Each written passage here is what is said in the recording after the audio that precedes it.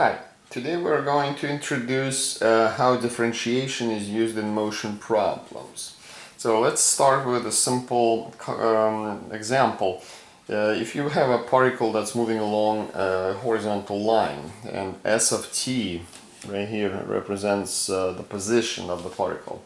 So how do you find average speed? Well, we've done this before to average speed, and we actually refer to we're going to refer to this average velocity you find as the change in position over the change in time, right? You should know this by now. That's the expression. So if B and A are time intervals from A to B, and this is the position, so we calculate how far the particle moves divided by the time it took, and you get the average velocity.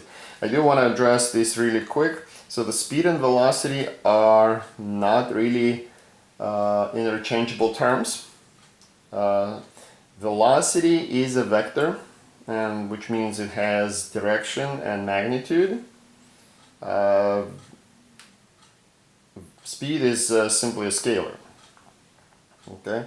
So we can recognize when velocity is positive, the particle is moving in one direction, and when velocity is negative, the particle is moving in the other direction, which speed is not going to help you determine that. The speed is always going to be this just zero or positive value.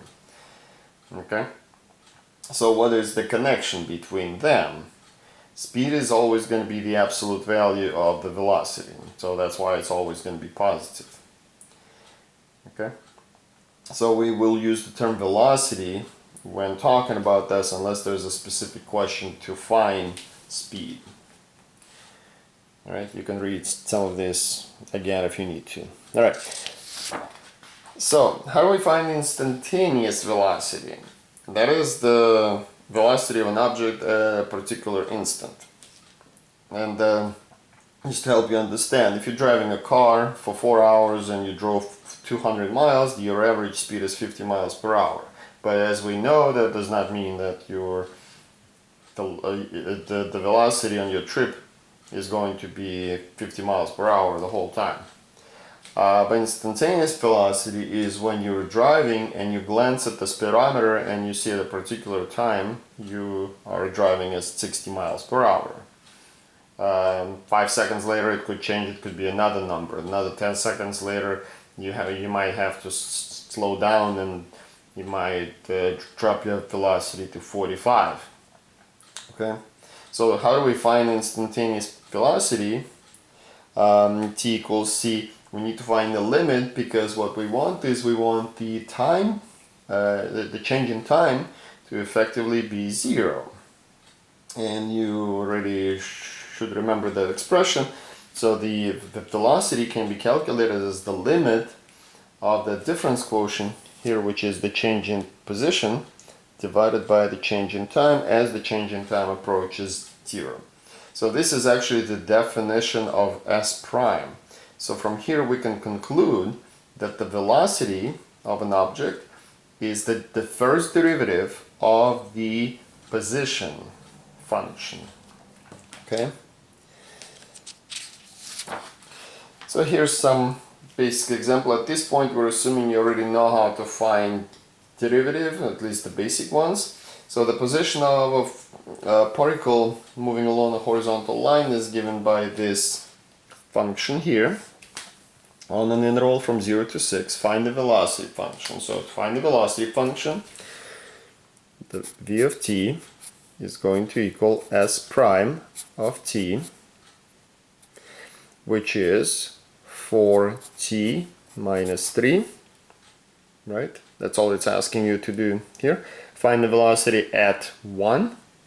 That means you're going to do v of 1. So it's 4 times 1 minus 3, and that's 1. And you're done. Yes, it is actually that simple. A particle is moving along the y-axis. Doesn't matter if it's the y-axis or the x-axis, horizontal or vertical. You're given the formula. So find the velocity function of the particle. As we already know, the velocity function is going to be the derivative of the position So it's going to be negative 6t squared plus 2t minus 1. To find the velocity of the particle at t equals 2, you simply substitute 2 in here. So what do we have? We have negative 6 times 2 squared plus 2 times 2 minus 1. So that is going to give us negative 24 plus 4 minus 1. That is going to give us negative 21. Okay, but the question sometimes may be, what is the speed? Well, as I mentioned earlier, speed is the absolute value of velocity. So what we do is going to be the absolute value of negative 21, which is positive 21. Okay, so this here indicates that we're moving in, since we're going up and down along the y-axis, this means that we're moving down with negative value. Alright, moving on. What about the acceleration? Well, acceleration measures what? Let's make sure we understand it. Acceleration measures how fast the velocity is changing.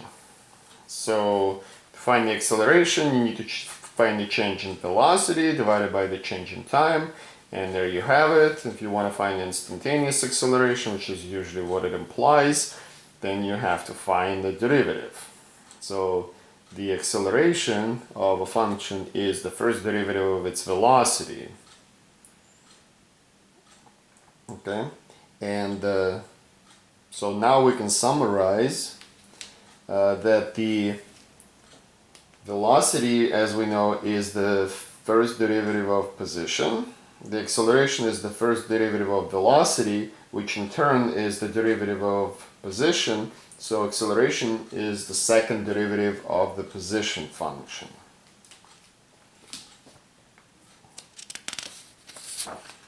So here's an example with a few parts. So we have a particle moving along the x-axis. Its position is given to us by this function here. It's on the interval from 0 to 8. So let's go ahead. Find the velocity function of the particle. So the velocity function of this particle is going to be x prime of t, which is going to be 3t squared minus 10t plus 3. To find the velocity at 2, we substitute 2. So it's going to be 3 times 2 squared minus 10 times 2 plus 3. So it's 12 minus 20 plus 3, and it's negative 5. So what is the speed of the particle at 2? You take the absolute value of velocity, and it's going to be 5. Now we need to find the acceleration function. So the acceleration function, we're going to need to differentiate the velocity function. So a of t is equal to v prime of t, which is going to be 6t minus 10. Now we need to find the acceleration at 2. So 2 goes in there. So acceleration at 2 is going to be 6 times 2 minus 10. It's 12 minus 10, which is 2. So this is a basic introduction, but there will be more videos to come. I hope this helps.